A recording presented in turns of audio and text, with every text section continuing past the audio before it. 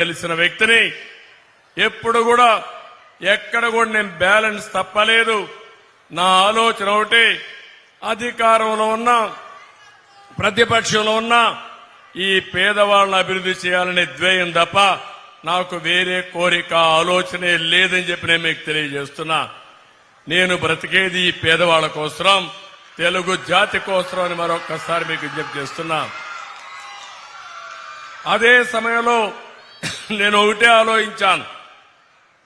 చాలా మంది రాజకీయ నాయకులుంటే ఇప్పుడే వరప్రసాద్ చెప్పినట్టు ఇక్కడ సిలికాన్ ఉంది, ఎట్ట దోచుకోవాలని ఆలోచిస్తారు. స్వర్ణముఖి రివర్ ఉంది, అందులో ఇసుక ఏ విధంగా దోచుకుని తద్వారా డబ్బులు ఏ విధంగా సంపాదించాలని ఆలోచిస్తారు. నేను ఆలోచించింది సిలికా ఇక్కడ ఉండాలి, దాన్ని మళ్లీ మీ ప్రయోజనాల కోసం ఇండస్ట్రీ రావాలి, మీ పిల్లలకు ఉద్యోగాలు రావాలని రాత్రింబగుళ్ళు ఆలోచించాను. స్వర్ణముఖి నదిలో చూస్తే ఎక్కడికక్కడ చెక్ డ్యాములు కట్టి భూగర్భ జలాలు పెంచి ఎవ్వరు కూడా ఇసుక దోపిడీ చేయకుండా చేయాలని రాత్రింబగుళ్ళు ఆలోచించాను. ఈ రోజు మీరు చూస్తున్నారు, కొన్ని వందల వేల లారీలు ఇసుకంతా కూడా ఈ బకాసురులు మాయం చేసే పరిస్థితికి వచ్చింది, దుర్మార్గంగా వ్యవహరించే పరిస్థితికి వచ్చారు.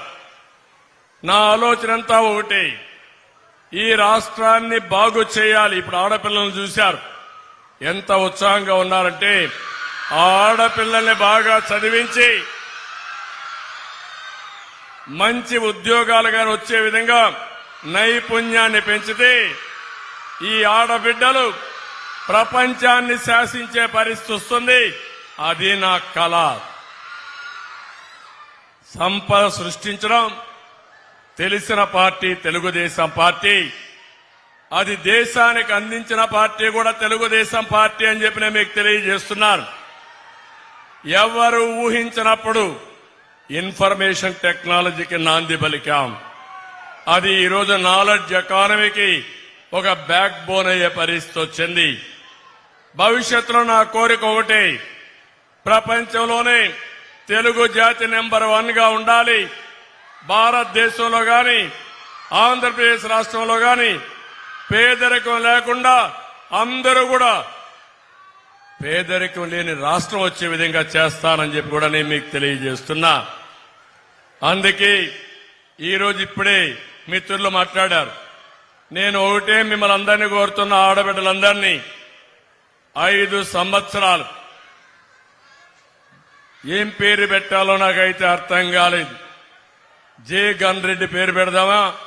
ఎందుకంటే అతను జగన్మోహన్ రెడ్డి కాదు, జే గన్ రెడ్డి, మోసపు రెడ్డి.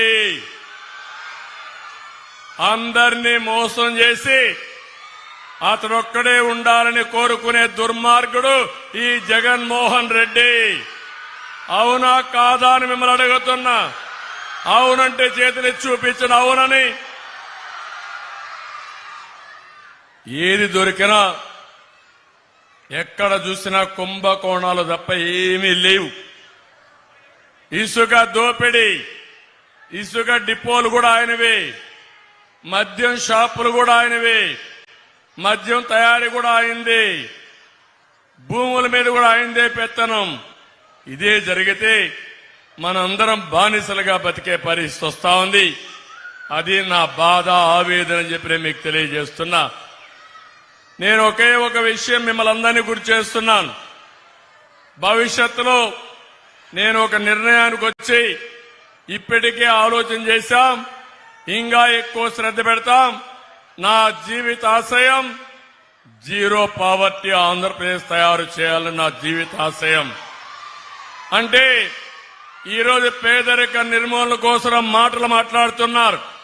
మాటల్లో కాదు, చేష్టల్లో చేసి చూపిస్తాను. అది జరుగుతుంది. ఈ జన్మదిన సందర్భంగా మీ అందరికీ నేను ఇచ్చే హామీ, పేదవాళ్ళకి ఇచ్చే హామీ, పేదరికం లేని సమాజాన్ని చూడడం నా జీవితాశయం. సాధించి తీరుతానని చెప్పి కూడా నేను మీ అందరికీ తెలియజేస్తున్నా. అందుకని ఈరోజు మీరు ఒక్కసారి చూస్తే ఒకప్పుడు సంపద ఉండేది కాదు ఇండియాలో. అప్పట్లో పేదరికం ఎక్కువ ఉండేది. ఇప్పుడు సంపద సృష్టించడం చాలా సులభం అయిపోయింది. కానీ సమస్య సృష్టించిన సంపద ఈ పేదవాళ్లకు రాకుండా కొంతమంది కోటీశ్వరులు